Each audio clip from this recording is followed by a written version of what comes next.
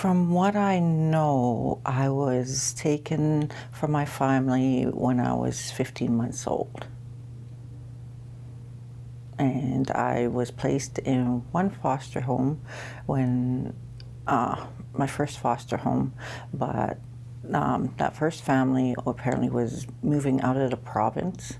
Therefore, because I was a ward of Alberta, I wasn't allowed to be taken out of province. So they pushed me into another home, which was of an elder couple, and the lady apparently had gotten ill, and therefore I was placed into another foster home. At this time I was 18 months old, and that was the foster home I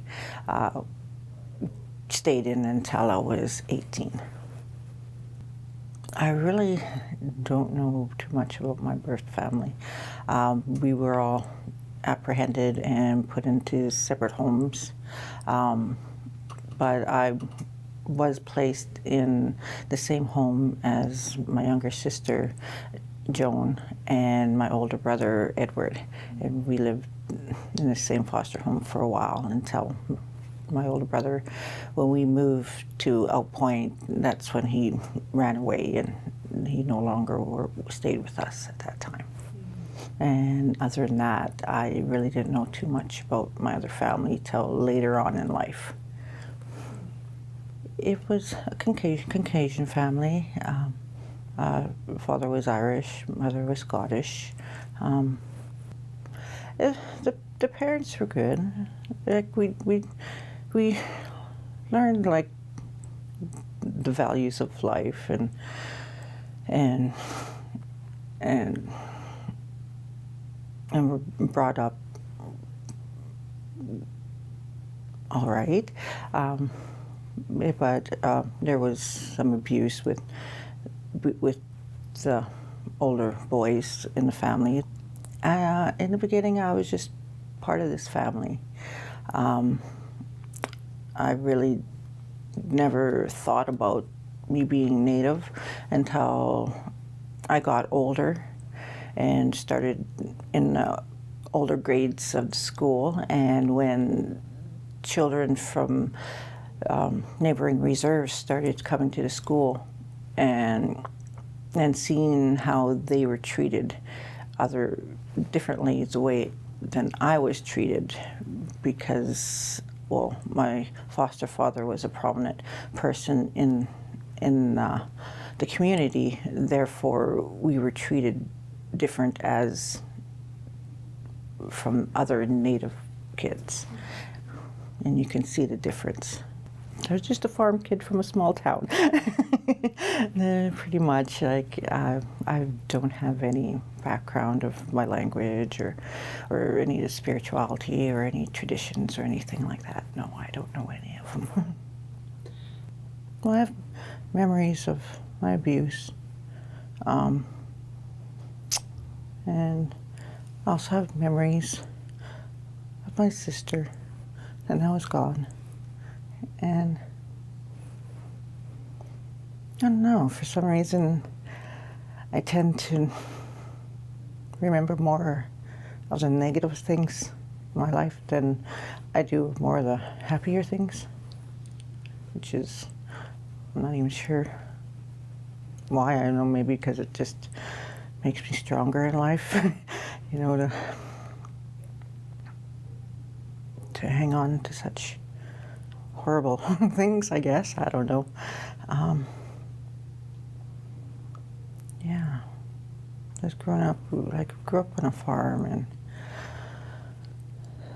and there was always like it was a foster home, so there was like always a lot of kids going in and out of the home, like of all different like nationalities and stuff, and yeah.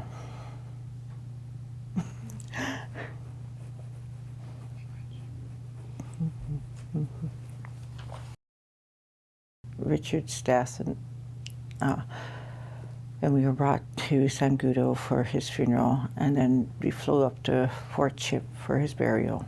It's the first time that I was connected with my real family and got to meet all my siblings and my mom and dad. It was a very strange experience because you don't know these people.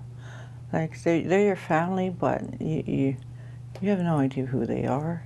Like, they're supposed to be your relatives, like they're supposed to be your brothers and sisters, but you're not raised with them. You like, it was so strange to be going to a funeral of your brother, and you really didn't know him, and you only seen him once before that, spent time with him once before that, and talked to him on the phone one time, and the next thing you know, he's commit suicide, and then next you know, we had reporters like calling the house, and trying to get stories from us and everything, I guess, and you could just hear my foster parents like, no comment, and hang up the phone, and no, you can't speak with them, and yeah, and then flying up to Fort Ship with the family and doing that burial, and being in Fort Ship the first time, and just being kids, and it was strange. It was very, very strange, as indeed. They're your family, but they're still strangers. And even though I reconnected with them, that piece of feeling family is just not there. Like, it's not the same as with my adopted foster sister and my foster sister. Like, we have this certain connections and of growing up and having these experiences together, right? And with my real family, like, we don't have that connection, and it seems so weird in this time in my life to find a connection, because everything that happened through my life has gotten me so disconnected from wanting to connect, if that makes sense. Like, it's been hurt so many times that you just don't really want to get involved and get really close to too many people anymore. The history of the family, the background of your family, traditions that should have been passed on, and even the language. I can't even speak my language, and that's so sad that I just don't know anything. Like, when I discovered it, and when I came upon the culture, I couldn't believe how beautiful it was, and how connecting it was to it kind of brings everybody together in such a natural way that I've never felt before, because it's so uplifting, and it just like gets right into your soul. And I've never had that kind of uplifting spirituality before in my life. And I think that part of my culture that I think really is missing.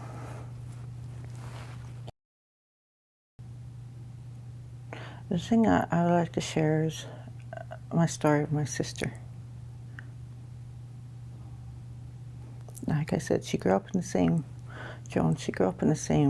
home as I did. And we, okay. When we were growing up, there was abuse, and then, and I remember going through these years of abuse, and I remember when I was about, 12, 13, my foster parents were gonna send me out to do a chore with one of the boys that were abusing us, and I just lost it.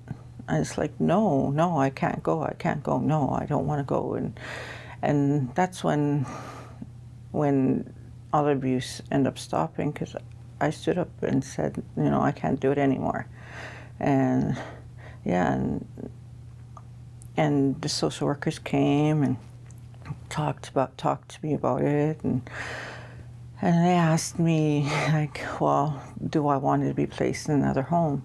And I'm just like, well, this is the only home I know. Like, where am I supposed to go?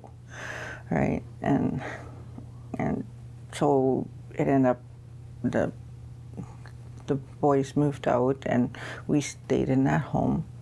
But then after that, well, my other he was adopted in family, she ran away, and then my sister Joan ended up running away at a young age also, and she went and lived on the streets in Edmonton, and she got pregnant, and she was only 14, and she was apprehended again and brought back to the home where she stayed and carried out her pregnancy. But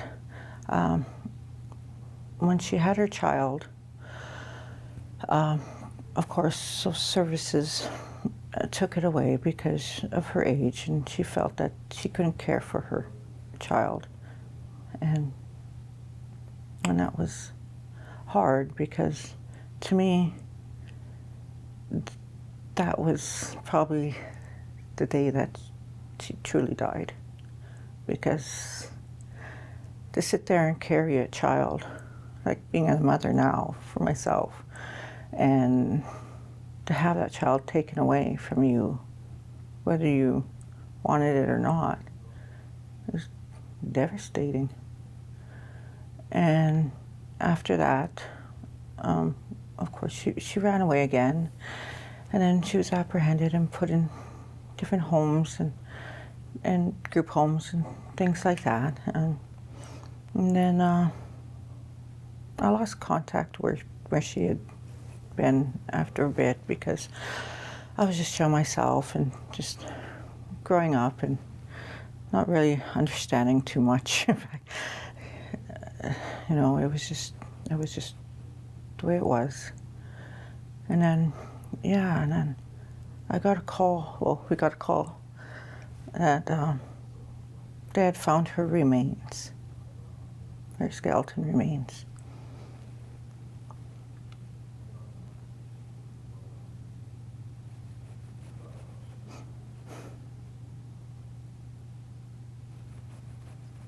I grew up with my sister all my life.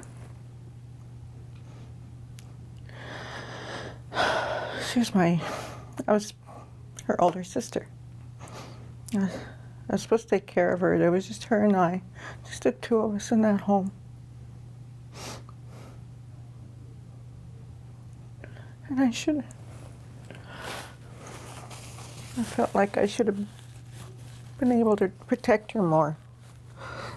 But like I said, I was just a kid myself.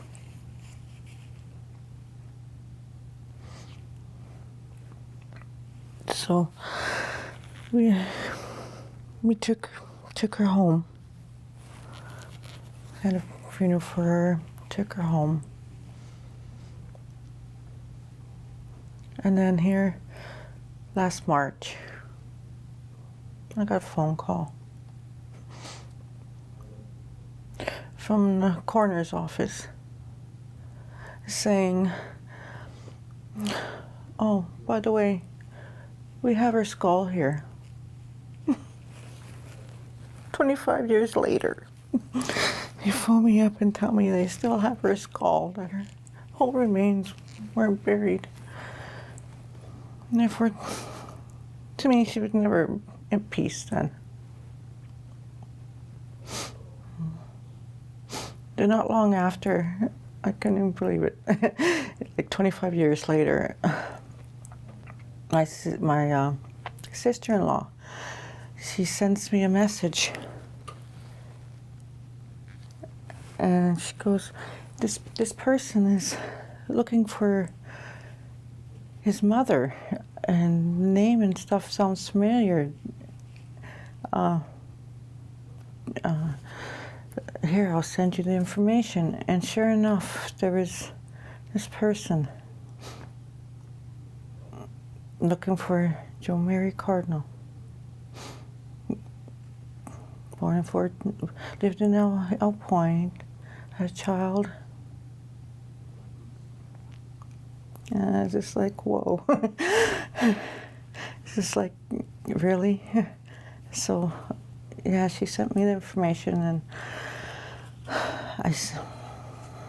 I replied back to them saying, yes, I'm Joan's sister, and yeah, and we found each other. After 25 years, I found her son, and her son found me. I'm not even too sure which way it was, really, because it was just like so, like Facebook. Some people curse it. So it's just that, yeah. To find out, to have something like that happen, it was just blew me out of the water, because like to get a phone call of your sister's skeleton skull was still in this box, in this lab for all these years, and then to have her son and me find each other within like a couple months of this happening, and it was just so divine, I guess. And yeah, and went and met him, and he has twin, a girl and a boy, grandbabies, and it's just like, it was so unreal to sit there and look into his face and see my sister, and look at those little babies, and just like, wow, these are her grandchildren.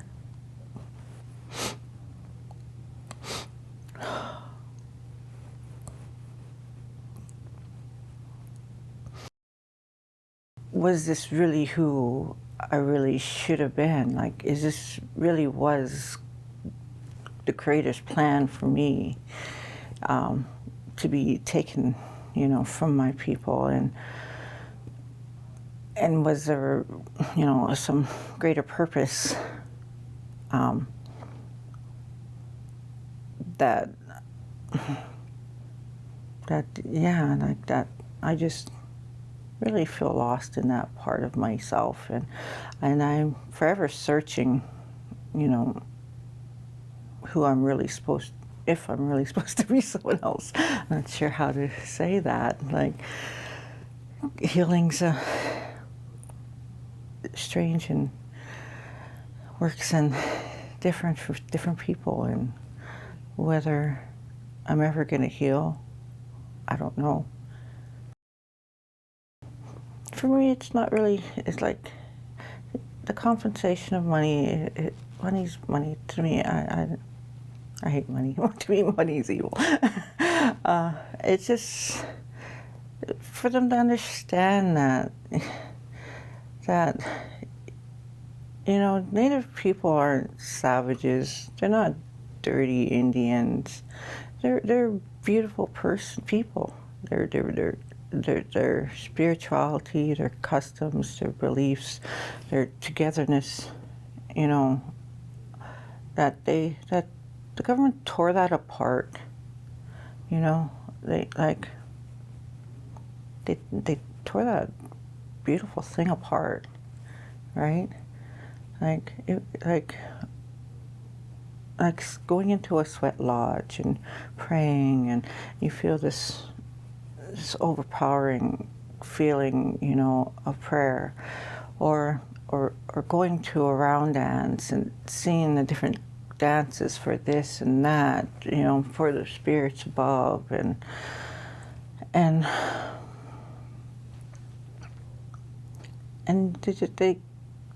they need to realize that they destroyed a beautiful culture, and that it wasn't something that needed to be changed. It's not like we weren't uncivil. We were not starving. We lived a holistic life. We got from the earth and we gave back to the earth, right? And it was this whole circle of life, and for me, I don't feel that I'm really going to be able to go back and really connect with where I came from. I'm never going to be able to make those connections with my family. I'm never going to make those connections as in spirituality and those teachings that should have been taught to me by my elders.